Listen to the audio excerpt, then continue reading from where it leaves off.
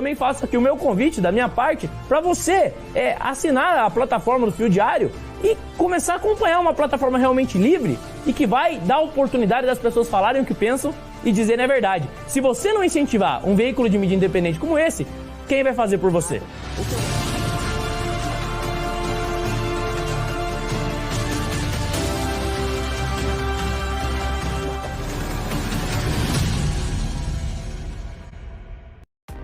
Faça um tal do triplo C. Curta, comenta, porque a integração do chat ajuda muito, e compartilhe. Você pode fazer essas 3 coisas que ajudam o algoritmo a aparecer. Mas eu não estou brincando não, pessoal. Dá uma paradinha agora de 1 segundo e clica no joinha, porque às vezes você sabe, a pessoa já está acostumada a ouvir isso. Não. É importante que você faça isso, porque se você não fizer, inclusive atrapalha o vídeo. Parece que o vídeo é menos relevante. Show? Ou pelo canal do Paulo Figueiredo. Óbvio que você está usando VPN, nunca vai cair nada para você, mas se você não está usando VPN, deveria, o canal do Fio Diário vai continuar transmitindo, e agora nós estamos transmitindo também pela TV Flórida.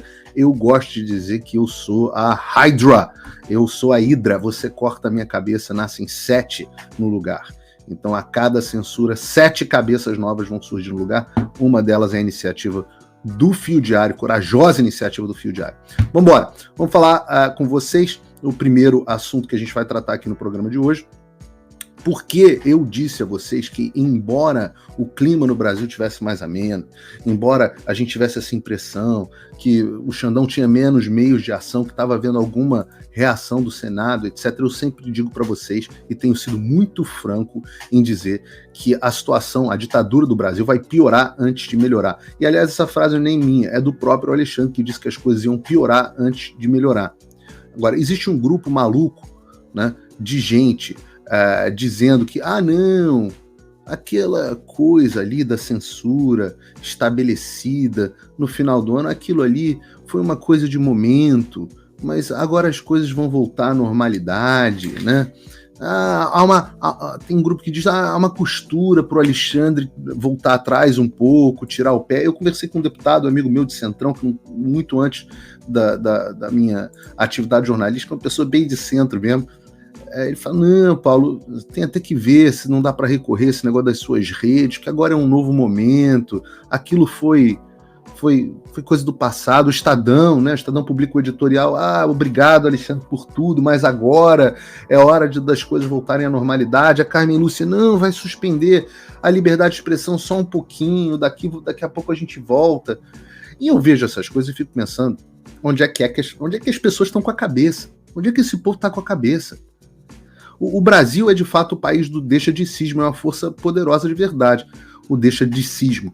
Mas é claro que o Alexandre não vai parar, meu Deus do céu. Quando é que vocês viram um ditador abrir mão do poder? Voluntariamente? Digam um. Agora eu já fiz o que eu precisava, agora vou devolver o país à democracia. O Império Romano voltará a ser república. Cara, os únicos que fizeram esse negócio foram os militares brasileiros, justamente porque não eram ditadores. Meu avô, por exemplo, já entrou sem AI-5, deu anistia ampla, geral e restrita, convocou eleições diretas, governou sem censura, transferiu o poder pacificamente para os civis. Você tinha muito mais liberdade durante o governo, segundo o Globo, ditador Figueiredo, do que você tem hoje. E por quê? Porque ele não era ditador. Agora, aqueles que achavam que o Alexandre e companhia iam parar na eleição do... vai parar na eleição do Lula. Não, depois na posse do Lula. Depois... Agora que o Bolsonaro está inelegível, ele vai parar. Não, agora que ele responsabilizou os caras do 8 de janeiro, ele vai parar. Essas pessoas, desculpa, vocês estão de porre. Só podem estar de porre. Porra, nas últimas semanas a coisa tem piorado muito. Novo bloqueio de todas as minhas redes sociais, novo bloqueio das redes sociais do Monarca. Vamos receber o Monarca aqui daqui a pouco. Vejam só, eu não dei essa notícia aqui no programa porque eu estava em Washington, justamente denunciando a ditadura brasileira quando ocorreu, mas invadiram o gabinete da casa do líder da oposição na Câmara. O gabinete é a casa. Eu tô falando do deputado Carlos Jordi com base em nada. Uma mensagem de um cara que sequer estava lá no 8 de janeiro. Apesar da foto adulterada que o Jornal Nacional veiculou, dizendo que ele estava lá no 8 de janeiro. A imprensa, né, fazendo fake news. O Jornal Nacional botando foto adulterada. Aí o cara chamou o Carlos Jordi de meu líder. Tem que achar graça, né? Todo garçom de bar vai preso agora pela Polícia Federal. Ô, meu líder, traz aí um chopp para mim, por favor. Capitão! Né? Chamar de capitão é evidência de envolvimento das Forças Armadas. Campeão! Campeão é envolvimento de, sei lá, atletas. Né? Ou chefe, né? Envolvimento de empresários. Na Bahia, né? Meu rei! Envolvimento da família real. Pô, isso é uma piada. A Polícia Federal brasileira virou uma piada. E tem muita gente boa dentro da Polícia Federal com isso. O Alexandre de Moraes transformou a Polícia Federal numa piada. Pois bem, agora, ontem, o Alexandre está no meu Locals, está em todos os jornais também, o Alexandre prorrogou o inquérito das milícias digitais, criando supostamente, em 2021, criado supostamente em 2021, porque eu digo supostamente, vocês já vão entender por quê, mas ele prorrogou o inquérito pela 9ª vez. E para falar sobre isso, eu trago aqui o Dr. Emerson Grigoletti, advogado de vários citados no inquérito, é um especialista, um dos maiores especialistas que o Brasil tem em direito digital, professor de direito digital e coautor da obra Suprema Desordem, Juristocracia e o Estado de Exceção no Brasil. Eu dou as boas-vindas ao Dr. Emerson Grigoletti. Doutor, muito obrigado por ter vindo aqui ao programa. Eu sou, como o senhor sabe, um grande admirador e fico muito feliz de poder dividir aqui os seus conhecimentos com a nossa audiência. Eu quero começar fazendo uma pergunta especificamente sobre o inquérito. 9ª vez, qual é a justificativa para um inquérito ser prorrogado 9 vezes? Tudo bem, Paulo? Boa tarde. Agradeço imensamente o convite e eu que me sinto muito honrado e lisonjeado de participar aqui do seu canal. Parabéns por esse trabalho magnífico de imprensa que você tem feito e espero poder colaborar aí com os comentários. Paulo, eu vou trazer à baila, né? Acho que a gente pode tratar desse assunto, se é que isso pode ser tratado de forma exclusivamente jurídica, né? Porque a verdade é que esses inquéritos transformaram, né? Foi, na verdade, abandonada a questão jurídica e está sendo tratado com política no meio jurídico, né? Na mais importante corte do país. Eu confesso para você, né, que não estou surpreso com essa prorrogação, nem com os termos da decisão, porque é algo que já vem acontecendo desde 2019. Isso começou lá atrás com o inquérito 4781, inquérito das fake news, que tinha um objeto determinado, que era identificar injúria, calúnia e difamação contra os ministros e familiares, né? E isso acabou se desenvolvendo em uma série de outros inquéritos, né? E agora mais um, né? Aliás, mais um não, né, Paulo? Não sei se o pessoal notou, mas eu fiz uma análise do despacho, parece que sobreveio agora mais 6 inquéritos, né, dentro desses outros inquéritos, né? Para a gente, como advogado, Paulo, é muito difícil a gente falar especificamente o que está acontecendo no Supremo, por uma razão muito simples, né? Até hoje, né, nós estamos aí dia 23 de janeiro de 2024, até hoje nós não tivemos vistas e acesso à íntegra a esses inquéritos. Né? O que nos foi dado foram pequenos pedaços reportados, né, o que torna a defesa simplesmente impossível, né? E quando vem esse tipo de despacho é mais absurdo ainda, porque para você ver, a gente fica sabendo, Paulo, desses despachos através da imprensa, né? Tem que ter o mínimo de respeito com o advogado, de intimar o advogado, dizendo que há uma decisão, né? Enfim, fica uma situação teratológica mesmo, né? Porque a gente não tem ciência das coisas, tem os andamentos, toda vez que acontece alguma coisa, a gente fica sabendo através da imprensa, né? Aí imediatamente o cliente liga, olha, o que está acontecendo? Eu falo, não sei, não fui intimado. Então, assim, é um constrangimento quase diário, né? E nós vivemos isso desde 2020, pelo menos. O primeiro inquérito foi lá instaurado em 2019, mas a partir de 2020, que ele se desmembrou, vamos dizer assim, né? Começou a ir atrás dos influenciadores, jornalistas, enfim, uma série de pessoas. E a situação é essa, né? E eu fiz uma análise, inclusive, um pouco mais profunda para entender do que se trata esse despacho. Então, o primeiro ponto que me deixou nesse ponto surpreso foi descobrir que nós temos ali outros inquéritos que foram abertos, né? E aí eu vou até explicar para o pessoal entender, tentar ser o mais simples possível. Até porque eu já perdi a conta de quantos inquéritos para tratar da mesma coisa, correlatos existem, né? Que vão desde das fake news até os filhotes do 8 de janeiro. Sim. Então, começa por aí, Paulo. Se você me perguntar, eu também não sei. E eu não sei por quê, porque eu não tenho acesso à íntegra, né? A gente nunca foi lá, para começar, uma situação bizarra, porque Os processos no Brasil, desde 2006, né, já tinha essa lei, que era a Lei de Processo Eletrônico, 11.419, ela tinha instituído processos eletrônicos, né, mas ela foi, a implantação mesmo nos tribunais foi a partir de 2010, 2011 ali. Então, em regra, todos os processos são eletrônicos, né, ficou alguns processos físicos, em que haveria um processo de digitalização posterior, porém, de forma totalmente surpreendente, todos esses procedimentos que tramitam no Supremo são físicos, ou seja, em papel. Não tem como entrar no sistema, acessar e verificar. Então, praticamente todos eles são físicos. Então, o que torna a defesa mais difícil, né? Inclusive violando uma lei simples, né? Que já tinha institucionalizado ali, instituído o processo eletrônico. Então, esse é o primeiro ponto que é crítico, porque a gente acaba tendo toda uma intercorrência, né? Eu tenho que contratar um correspondente em Brasília, a gente tem os parceiros, enfim, a gente tem que se socorrer. A pessoa que mora distante é obrigada a ter esse tipo de procedimento e mais um gasto. Então, tem que contratar um advogado em Brasília para que ele consiga. Ou a gente, às vezes, vai pessoalmente para tentar ter essas vistas. Então, o que acontece? Quantidade de inquéritos, a gente não sabe, a gente estima alguns, né?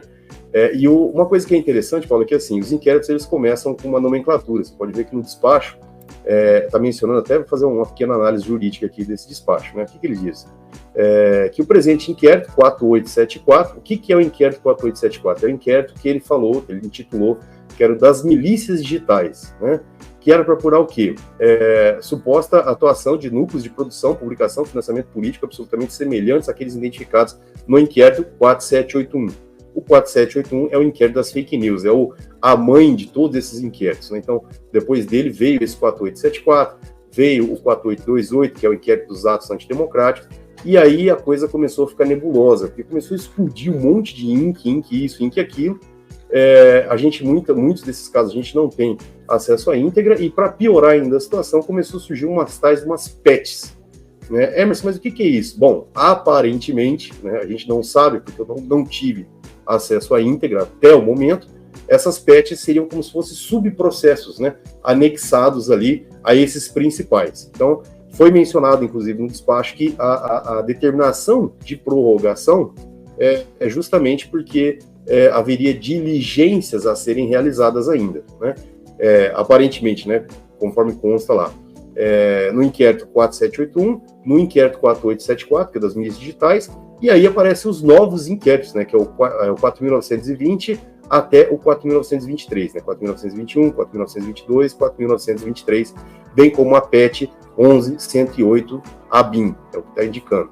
Emerson, o que são esses inquéritos? Bom, pela imprensa, absurdamente, a gente ficou sabendo que, aparentemente, essas PETs são os subprocessos, vamos dizer assim, que iam apurar, que separou, né, as pessoas que foram presas do dia 8 com as pessoas que foram, que ainda estão soltas da situação do dia 8, outro para apurar as pessoas, autores intelectuais, um outro para apurar os financiadores, enfim, fica tudo separado, né? E eu estou supondo isso com base no que eu vi pela imprensa, né? Porque, como advogado, infelizmente, nenhum advogado conseguiu. Converso, inclusive, com os outros colegas, doutor, conseguiu alguma coisa? Emerson, está do mesmo jeito, a situação é a mesma, a gente fica nessa situação. Então, a surpresa maior desse despacho foi justamente essa situação, né, de ter outros ali inquéritos, outras petições, né, PET, né, que estão tramitando conjuntamente ali. E a justificativa foi simplesmente, de forma muito sucinta, de que precisariam concluir diligências, né.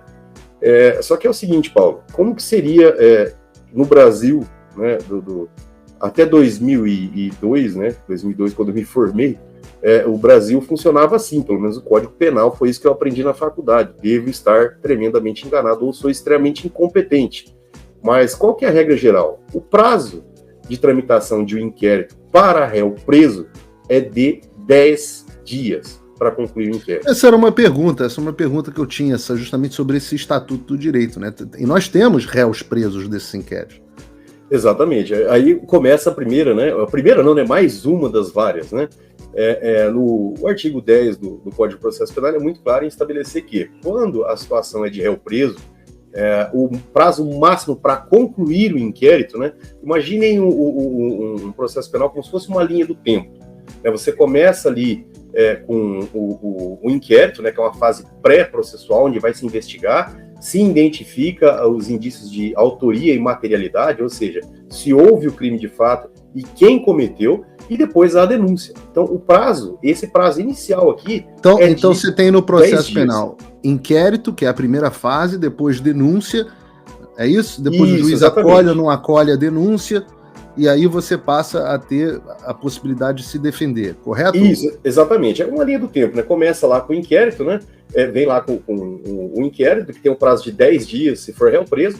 Se o réu estiver solto, o prazo máximo é 30 dias. Obviamente, né, na prática, a gente sabe que existe uma flexibilização, que às vezes até prorrogado um pouco mais, 60, 90 dias, acontece, é bem comum, porque de fato, às vezes tem diligência, às vezes precisa fazer uma perícia em uma arma para identificar digital, enfim, apurar uma escuta telefônica, mas não é o caso desses inquéritos, né, porque eu acho que 4 anos, mais de 4 anos, né, a gente já está ali fazendo, aliás, já fez, né, a gente já fez ali praticamente já bodas, né, desses inquéritos, enfim, é um prazo totalmente que extrapola legalmente qualquer tipo de justificativa para ser prorrogado dessa forma. Então, de qualquer maneira, se fosse réu preso, 10 dias.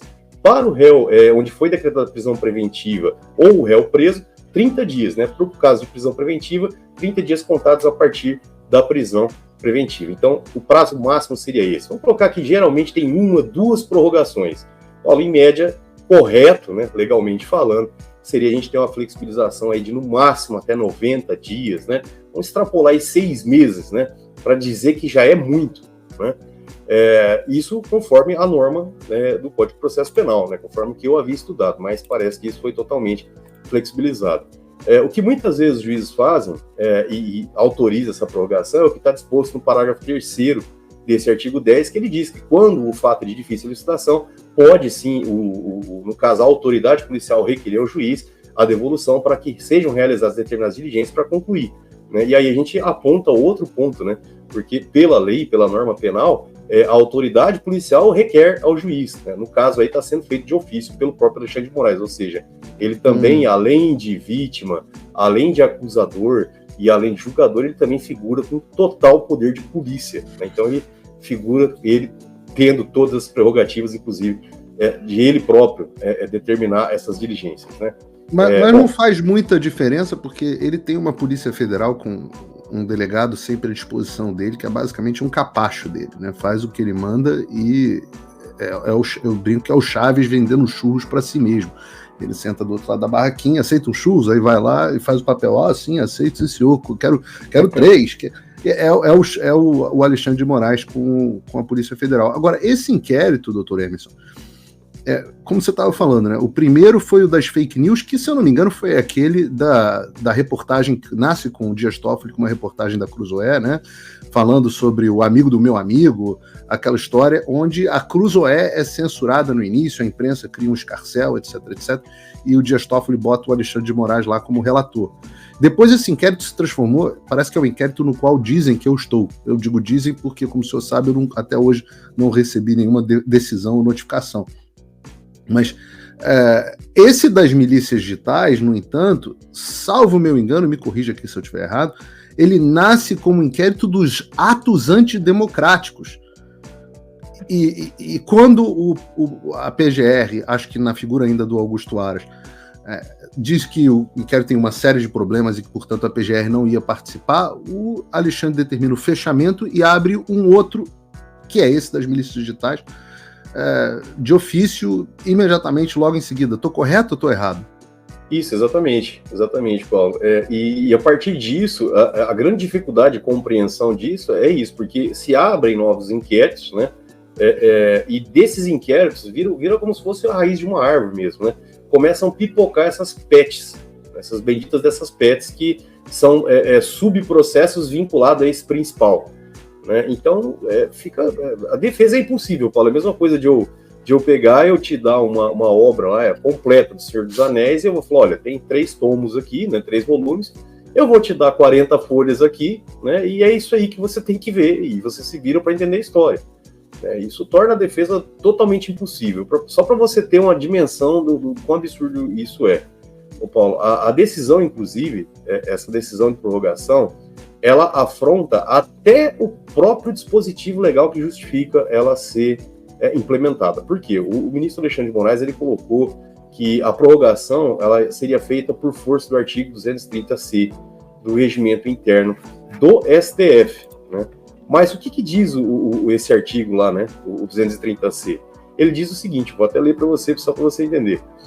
Instaurado o inquérito, a autoridade deverá, em 60 dias, reunir os elementos necessários à conclusão das investigações, efetuando as inquirições, realizando diligências necessárias à elucidação dos fatos, apresentando ao final a peça informativa. Ou seja, ele extrapolou até os 60 dias do próprio regimento interno do próprio tribunal que ele gere, né? Então, enfim, até isso, ou seja, foi violado o Código de Processo Penal, foi violado o próprio regimento, porque no despacho consta que foi prorrogado para mais 90 dias, né? E agora, com o surgimento dessas PETs, né, o que acontece? Porque qual que é a complexidade e a gravidade disso? Com essas PETs, ele acaba possibilitando uma nova prorrogação dessas novas PETs, por mais 90 dias, seria entender. Ou seja, aparentemente isso não vai acabar nunca, porque aí se terminar essa é a minha pergunta. Prazo, ele cria outras PETs e vai prorrogando. Então, quando que isso vai acabar? Esse que é o grande problema, né? Porque fica simplesmente insuportável, né? E detalhe, tá, Paulo? O parágrafo 2º desse artigo 230 do regimento, ele diz o seguinte, que toda vez que houver requerimentos de busca e apreensão, quebra de sigilo telefônico, bancário, fiscal e telemático, interceptação telefônica, entre outras medidas que são invasivas, nessas medidas mais drásticas, elas deveriam ser processadas em autos apartados e sob sigilo. Ou seja, o procedimento que o ministro está tomando é completamente errado, porque o que ele deveria fazer é liberar a vista integral a todos os advogados, né? Claro. Em primeiro lugar, na verdade, tinha que acabar com esse sigilo. Eu acho que uma coisa que deveria se unir à advocacia interdiz é acabar com esse sigilo. Devem ser abertos esses inquéritos, deve vir a público para que as pessoas saibam, e eu duvido que a comunidade jurídica, quando vê o que está acontecendo ali dentro, se eles vão concordar ou se eles vão avalizar isso, né? Doutor. E depois, aí, essas PETs aí, que são específicas para diligências, elas andam em apartado. E aí, de fato, elas podem ser decretadas sigilo, enfim, mas não se pode decretar o sigilo praticamente total de um processo para as partes e até para os próprios advogados, né? Então é muito dramático, Paulo, é desesperador, né? Ultrapassa até qualquer questão de liberdade de expressão, isso aí é algo totalmente legal, totalmente inconstitucional, e acho que nenhum país democrático do mundo entende isso como sendo uma democracia plena, né? Doutor, a gente tem pouquinho tempo, só o Monark já vai entrar aqui com a gente também. A pergunta final que eu tenho para você, se puder me responder de forma bem sucinta.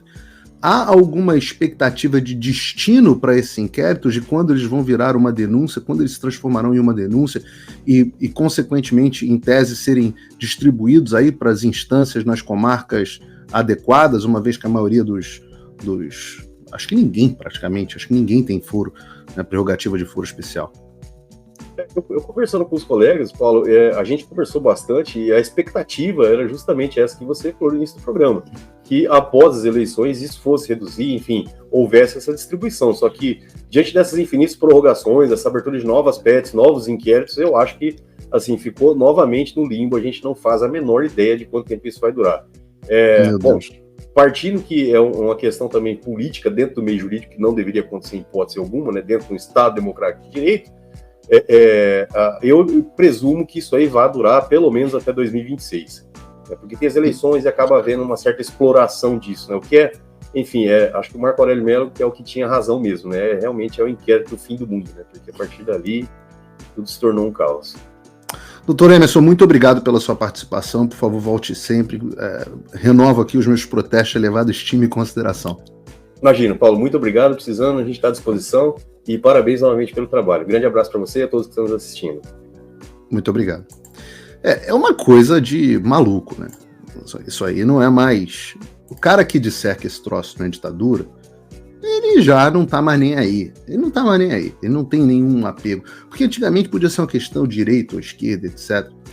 Eu vou chamar o Monark agora, daqui a 1 minuto, para conversar conosco. E o Monark nunca foi um cara de direita. Então, já começa a não ter mais nada a ver com esquerda ou direita. Começa a ser barbárie versus império das leis. Bom, antes de chamar o Monark, você viu o que aconteceu comigo, né? E com o Monark também. Bastou uma canetada para que o Xandão bloqueasse todas as nossas contas bancárias no Brasil, e se eu não tivesse construído alguma reserva aqui nos Estados Unidos, minha família inteira teria sofrido as consequências desse ato ditatorial dele. Mas você não precisa ser eu, você não precisa ser o monarca. Outras pessoas com bem menos exposição têm sido surpreendidas por as arbitrariedades do judiciário brasileiro e pela insegurança jurídica do Brasil. Além da insegurança jurídica do Brasil, você tem insegurança jurídica do Lula. O Lula, com uma canetada, aumenta o IOF e arruina o seu patrimônio. Então, para você se proteger desse perigo, a melhor decisão é você investir fora do Brasil. E a Flórida é uma excelente opção, onde é possível, sim, você adquirir um imóvel com uma entrada de agora, a partir de R$175 mil, não dólares. E aí você consegue obter, inclusive, financiamento com as taxas, mesmo sendo estrangeiro, você consegue obter financiamento com as taxas de juros americanas, aquelas taxas baixinhas de 6, 5% ao ano, estão até caindo. Então, se você quiser saber mais sobre como fazer isso, tem um link aqui da FAC Management, que eles me ajudam muito e ajudam muitos brasileiros a protegerem os seus investimentos imobiliários aqui na Flórida, vão desde a escolha do imóvel até a obtenção do financiamento e a gestão do aluguel também. E eles têm uma abordagem de escopo completo. E, acima de tudo, são cristãos, são conservadores, são pessoas que gozam da minha confiança. Eu recomendo a você, dolarize o seu patrimônio, invista em ativos reais e sólidos. O link FAC Management está aqui na descrição do vídeo, é só você se cadastrar lá, o pessoal vai entrar em contato, tem opção de condotel, tem opção de casa, você quer comprar a sua casa aqui, tem opção para investimento de aluguel, de Airbnb, tem apartamento, tem tudo cabendo no seu bolso e te dando acesso ao mercado americano sem que você tenha que vir aqui e lidar com isso. Fujam das Patrícias Leles da vida e andem com gente que vocês confiam, e o pessoal da FAC Management é muito sério. Bom, eu vou chamar agora o Bruno Ayub. Eu nem sabia que o nome dele era esse, eu descobri isso lendo um jornal um dia desse. Muito conhecido como Monark, o homem... Peraí, desculpe interromper esse vídeo, mas é que eu continuo censurado pelo STF. Além deles cancelarem o meu passaporte, congelarem todas as minhas contas bancárias e bloquearem as minhas redes, agora eles também querem proibir os meus vídeos no Brasil. Você pode continuar me acompanhando seguindo o meu segundo canal, que é o canal de cortes. E se quiser ter acesso a todas as minhas postagens para sempre, deve se inscrever no meu Locals, que funciona de uma forma parecida com o Facebook ou o Twitter. Todos os links estão aqui na descrição. Entra lá, senão você vai ficar desinformado e aí eles vão vencer. Façam o tal do triplo C. Curta, comenta, porque a integração do chat ajuda muito, e compartilhe.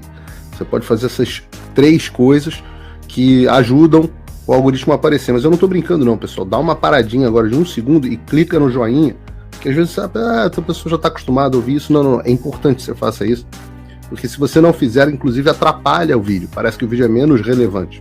Então, também faço aqui o meu convite da minha parte para você assinar a plataforma do Fio Diário e começar a acompanhar uma plataforma realmente livre e que vai dar oportunidade das pessoas falarem o que pensam e dizerem a verdade. Se você não incentivar um veículo de mídia independente como esse, quem vai fazer por você?